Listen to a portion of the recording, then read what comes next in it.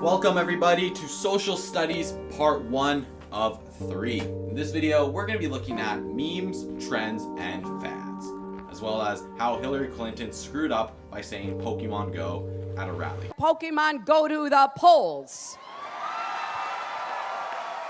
Let's get right into it.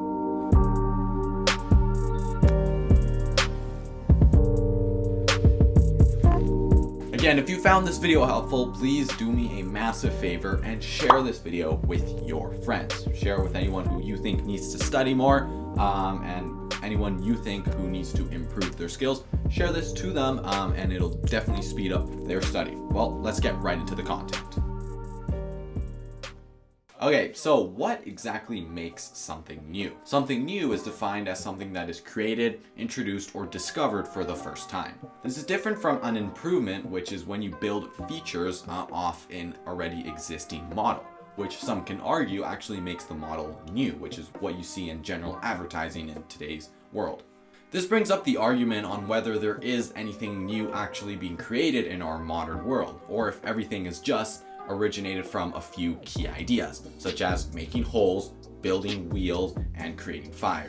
Okay, so who actually decides when something new becomes old? Nobody really, except for consumers, decide when something new becomes old, which can be, in a way, fabricated by the minds of the advertisers. When something decreases in trend or a new technology takes its place is often when something can be considered old. New food products typically have their new label on for approximately 6 months, and then after that, I guess people would consider it not new, and then once it becomes non-trendy, it would sort of be considered old.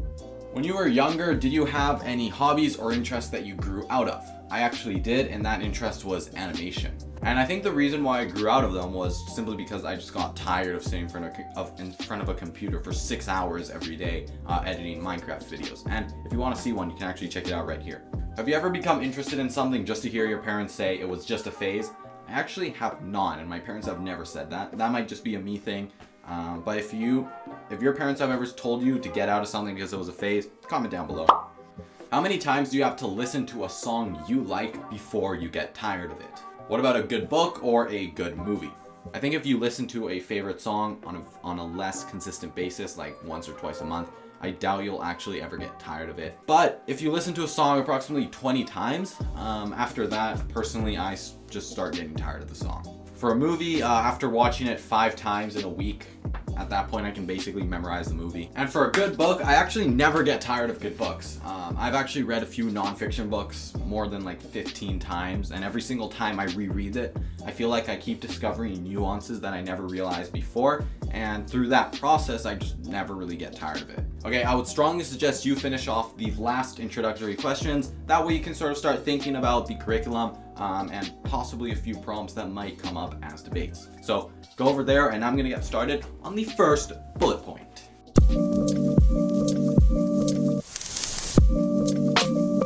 Okay, first up in the curriculum are these people called novelty seekers. These are people that are constantly looking for new experiences and doing new and novel things. A word that is used to describe this condition, which will very likely be on the challenge, is called Neophilia. It is a term coined by cult novelty seeker Robert Anton Wilson to describe a personality trait for the strong necessity for new activities coined by people who are novelty seekers themselves. These people likely have a trait called a migration gene. Scientists argue that this gene was a necessity for our survival skills, as constantly evolving to the changing climates allow us to survive for longer periods of time. Other than genes, the urge of novelty drops by approximately 50% during the years 20 and 60 of our life.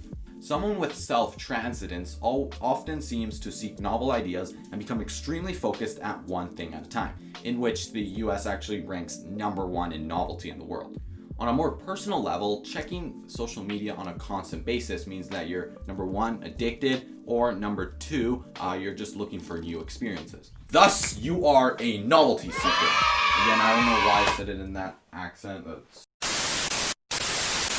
Now onto the Diderot Effect, which is an effect that describes why we tend to buy a lot of products that are not necessary for our life and happiness. The copy and pasted definition from the article is that, quote, obtaining a new possession often creates a spiral of consumption which leads you to acquire more new things.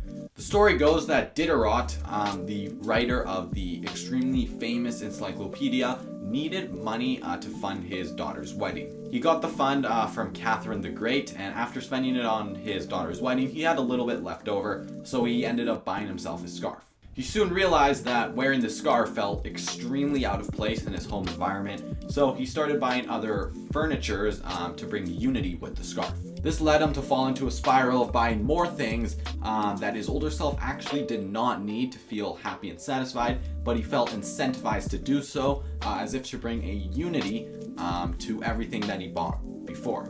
This is often characterized as consumption tendency, where we end up buying more things, not less. A few things you can do to buying less useless products is to, number one, reduce your exposure to new products. Number two, buy things that fit in with your atmosphere. And number three, use a buy one, give one policy. Now onto the bandwagon effect, which is where you tend to follow the actions and decisions of other people. For example, if your friends start playing Fortnite, you all of a sudden have an incentive to play with them. Or if your friends get on TikTok, all of a sudden you have sort of a need, a desire to join in and get on TikTok. And by the way, follow me on TikTok. The reason for this bandwagon effect often comes down to the fear of missing out, or FOMO for short.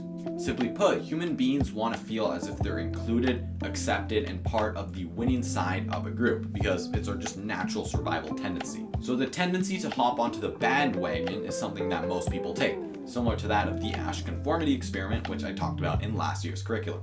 Check it out right here. Other than having people go on unnecessary trends, this effect can actually help society. For example, the large pool of people who stopped smoking soon incentivized others to stop smoking as well, just because of the large majority of people who do not smoke. Something that I have become to realize is that people are actually taking action towards global warming, not necessarily because they feel like they want to, but because not doing so is largely frowned upon. And this effect can actually be observed in the using of plastic straws, where everyone is saying that plastic straws are bad, we need to stop banning them, which I completely agree with. However, there are other issues such as textiles, which produce almost 10 times more emissions into the atmosphere than plastic straws ever will. And because of that, many people start jumping into the bandwagon to help global warming without really knowing much about it. Okay, now on to a novelty-seeking gene, which is DRD4 exon 3 locus. Yeah, memorize it. This research paper suggests how humans were able to travel to Asia, to Europe, and all across the world in search for new lands, while other species such as nomadic populations never find a permanent place to rest, maybe because of the excess of this gene. Now on to likely the most interesting study of the socials curriculum, and that is of people joining a community, such as the World Scholars Cup, becoming very interested, and then after a certain period of time, not really starting to learn the language of and the terminology of the group anymore, such as pois. The study shows that people are interested in learning new words of the community for approximately the first 2/3 of their time in the community before becoming bored and ultimately leaving. So to increase the amount of time people spend inside a specific community or culture, learning new words might be necessary to refresh that sense of novelty and keep people interested. Okay, now on to the most ridiculous fads of the 2010s. Let's look into how many I was part of. Okay, the ice bucket challenge. In fact, this one friend actually showed me a video of this guy. It was just the most stupid thing I've ever seen. He basically got into one of those massive trucks, filled it up with tons of gallons of water, and then the person sat on the bottom of the truck, and while it unloaded, all the water came on him and he got flooded. It was absolutely hilarious. Okay, cronuts. I actually never heard of these. I have no idea what they are. Pokemon Go. I play Pokemon Go every day. I play Pokemon. Flossing. Yes, the flossing dance thing. You probably can't see what I'm doing because I actually can't really floss. Hers with friends. I have no idea what this is. Yes, Heelys. I actually never had one, but everyone in like my grade 2 class, I remember this, they had these. They would just like fly through the hall, and then the teacher would come out angry with like a shoe to like hit them. Mannequin challenge.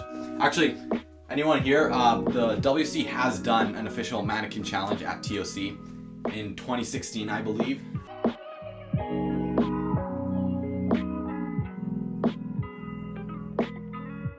Rainbow loom bracelets. Like, I don't know how people got interested into this. I mean, they were kind of cool, I guess, but looking back, it seemed sort of nonsensical. Like fidget spinners. I love fidget spinners. No, man, I remember fidget spinners. I would sell so many of these. I remember at one point, I could sell them for $40 and people would buy them, and I'd buy them for like 15. The cinnamon challenge, yes. I remember people eating this. There's actually, I think one of the best was Hank Green. We all watched it in class while we were going through a history documentary in my history class a few years ago, and then Hank Green just gets a spoonful of cinnamon and just chugs it down and then starts throwing up at the camera.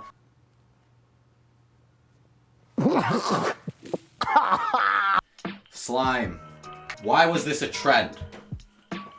Like, I'm just not gonna say anything. Gangnam Style. What color is this dress? Okay, this is what I don't understand. How can... It's obviously blue and black. This is just extra glare. How is this a trend? Okay, so why do these fads die? Because all of them right now, they're completely, basically irrelevant. And the reason why they die is actually because they become popular in the first place. In fact, the faster a fad rises to popularity, the faster it will die. This actually occurs due to a counterintuitive behavior where people actually do not want to join in with the herd. People do not want to be controlled by a massive fad, so they move out and go to some other novel thing. Okay, now on to a clip of Hillary Clinton saying Pokemon Go at a rally, which is, again, one of the cringiest things on the internet right now. Is for more young people to be supported and mentored in getting those skills at community colleges, at apprenticeships run by labor unions and businesses.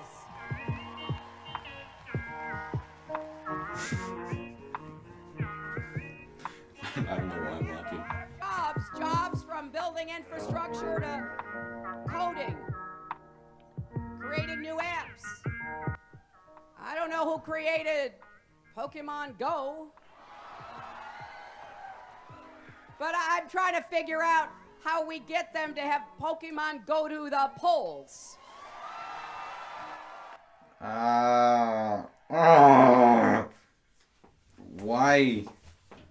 Why did... Actually sounds like such a boomer thing.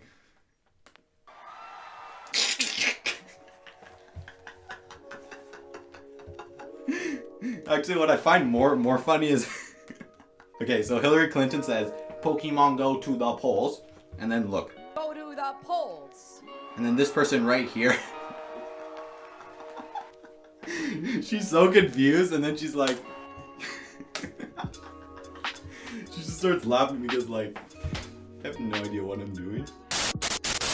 Why did so many people call this act cringy? And was it because Pokemon Go, the fad, was past its point? I would not say it's Pokemon Go itself being dead that made it cringy. I think it's more the fact that an adult is trying to use Pokemon Go to basically leverage student behavior to go vote for them, which in itself is extremely cringy. And especially when you have an adult that looks as if they have zero idea on what they're talking about, it sort of multiplies that cringe factor. And the same thing happened when Will Smith said Fortnite in the YouTube Rewind in 2018. Fortnite. It was so obvious, like just so obvious that he had zero idea on what Fortnite was. It was just so obvious. And then everyone called it cringy. And then you can consider someone such as Gary Vaynerchuk, who uses who uses Fortnite all the time as an example for kids playing video games in his videos, and it's pretty obvious why it's not cringy. It's because he actually knows what Fortnite is and understands it in a way that a kid would. Well, guess what? Do you know what every 8 to 13-year-old in America is doing on summer nights right now? They're staying inside and playing Fortnite. Okay, now on to the average lifespan of a meme, which is decreasing every year since approximately 2012. And in 2018, the average lifespan was approximately 4 months. In fact, if you're interested, the WC doesn't actually link up the study where they found this info in, so I've added it in the description down below, so make sure you read through that. There's a bunch of insights on why this might be the case. So what are a few reasons for such a short lifespan, and what can we do about it to make it longer. Take for example World War III memes, which lasted at best 2 weeks until they were basically. A reason for the short lifespan is likely due to the large supply of memes currently on the internet. Back in 2010, your RSS feed had enough memes in it where you could reasonably consume all of it until a point where you sort of read through all of it and reached the bottom of your feed. Now, new posts are appearing faster than can be reasonably consumed, resulting in the average lifespan of a meme to decrease as there is more content, thus more creators have the opportunity to pull your attention onto something else and something new. This notion is called meme acceleration, where, quote, the average amount of memes produced is increasing while their average lifespan is decreasing. On this definition, one can actually increase the longevity of memes simply by creating less content. Unfortunately, the internet has reached such a scale where we would need millions and millions of people to stop creating new memes to bring back to a state where we aren't absolutely overwhelmed by the sheer quantity of memes. Okay, now on to a few final definitions for the video. First up is a trend, which is something popular during a set period of time. Compared to fads, trends last for much longer periods of time, and some could possibly last for years and even decades. Next is a fad, which is a widely shared enthusiasm for an idea, an object, or a behavior. Fads die due to the reasons I mentioned before, simply because of the counterintuitive behavior where people don't want to feel as if they're part of a fad. Finally is a meme, and that is an idea, an image, or style that spreads throughout culture, specifically by non-genetic means. There could be multiple reasons why memes die, but the number one core reason why a meme stops spreading is simply because people stop posting it. Because they're interested in another meme, or the old meme has been used so many times that there has been almost a market need for individuals to create new content for the same reasons a fad might die. Ultimately, the most important concept in this video is that when something becomes a fad, a trend, or a meme, it is almost destined to die. Which is why we are slowly moving into a world of short global bursts of fads, memes, and trends. Thank you very much for watching. Make sure you share this video with your friends, and until next time, stay productive. I'll see you guys in the next video. Goodbye.